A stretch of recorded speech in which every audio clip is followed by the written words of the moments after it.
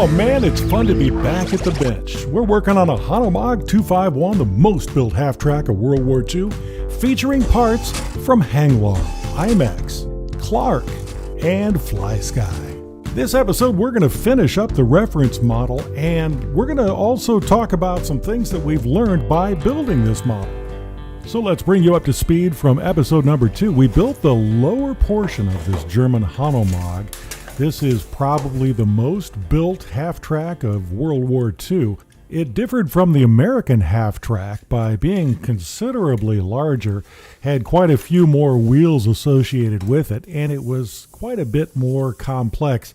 But then again, most German technology was considerably more advanced than the competition. So if you combine small parts and big hands, you get, oops, I've lost another part to the carpet people. No problem. That is why I always keep some of this brass tubing on hand. You can buy this stuff. Look on eBay. You can get bags of this scrap material. And it's not very expensive, just a few dollars, but it really comes in handy, especially when you go to buy some of this tubing. It's $3 and $4 for a single tube, maybe about 4 feet long. So get the bag of excess stuff. It'll save you a lot of problems in the future. This is the shield for the machine gun, and we're ready to put it on the upper hull. So what was the need for half-tracks in World War II? Because you don't really see them anymore in modern warfare. Well, remember, in the United States, the interstate system really didn't come to fruition until Eisenhower was president in the 50s. And if you can take that to the European theater and also the Pacific theater, roads just weren't that developed yet. And most of the warfare occurred places where there weren't paved roads. So you needed something that was able to get man and materials across this that wasn't a tank. Tanks were so heavy that sometimes ponds and streams inhibited them from moving.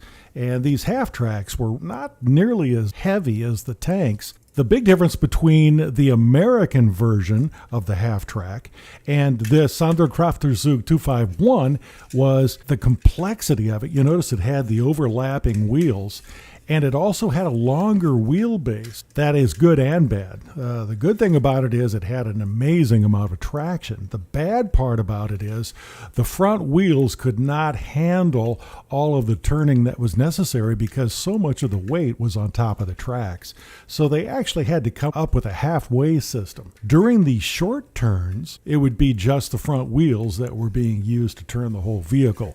But if something needed to be turned really tightly, say they were trying to avoid some kind of an obstacle, then there was a braking system that would occur on the right or left side of the tracks, and that would help the vehicle steer. So considerably less expensive than a transaxle that's meant to do that. It got the job done. Another thing that really impresses me about this vehicle was that they were using rack and pinion steering back at a time for World War II vehicles. Now remember, in the automotive industry, cars were still adopting rack and pinion steering even into the 70s and 80s. They still had these really mushy steering systems in the U.S., and it's pretty impressive they took that on so early mechanically. We're putting the top hull on now, and you notice that I've cut off several pieces of tape, and I put them on the board right away because there's nothing like putting some glue in and then having to pull tape off. Now here's a really good place to show the value of building a 3D model before you start the main project. These doors on the back, you can see them in photographs, but there's nothing like actually working on them to see how these things open. They open up in kind of an odd way.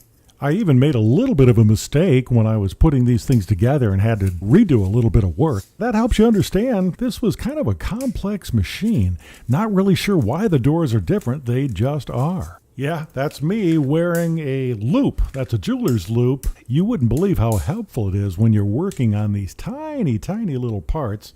And you think, I don't know whether I need sanding or not. Well, chances are you do need to sand that part. Here I'm working on the stowage bags on the right and left sides. Now I may or may not put these onto the 1/10 model because I think the lines of this vehicle are really, really cool. Almost looks like it's something that comes out of the 21st century rather than the 20th. We're going to have to take that under advisement, see if most vehicles use those or did not. Here you can see we're working on the cool tools, and it's just fine for me to use these in plastic because there's really no stress on them. You glue them right down to the fenders. But if they're sticking out, sometimes I use some solder or wire and replace these thin little parts. As a matter of fact, this part right here, you'll see a little bit later on in the build here, I'm going to replace these with some very thin electrician solder because these things just get bent and broken so easily. So this Hanomag 251 was initially designed to be a personnel carrier, and it was started into development about 1938. By late 1938, it went to the proving grounds, and then it saw its first battle in Poland in September of 39. One thing that is really hard to believe these days is it used a Maybach HL-42. So we're talking about a 3-ton vehicle that carries about 12 soldiers, has 4 forward speeds, 1 reverse speed, and it has, you ready? 6 cylinders, 100 horsepower, which by today's standards is minuscule. But as you look back, even the Farmall tractors of the 40s only had about 27 horsepower, and they were full-size tractors, and you could do all your farming with that. We are really spoiled these days when you have cars like the Mustang and the Camaro that have 300 horsepower 6-cylinder engines with 300 foot-pounds of torque. We've been looking at all these stowage details that go on the right and left fenders. The great thing about this build turning out to be 1/10 scale, picks, axes, and hammers are all available in 1/10 scale for the RC industry. So I shouldn't have to build all these. I might be able to just pick these up for a pretty cheap price. Now, if you remember, I thought the original build was going to be 1/8 scale. But remember, the basic unit that we're going to be building this half-track from was like a 10-year-old Hanglong tank, a Tiger 1.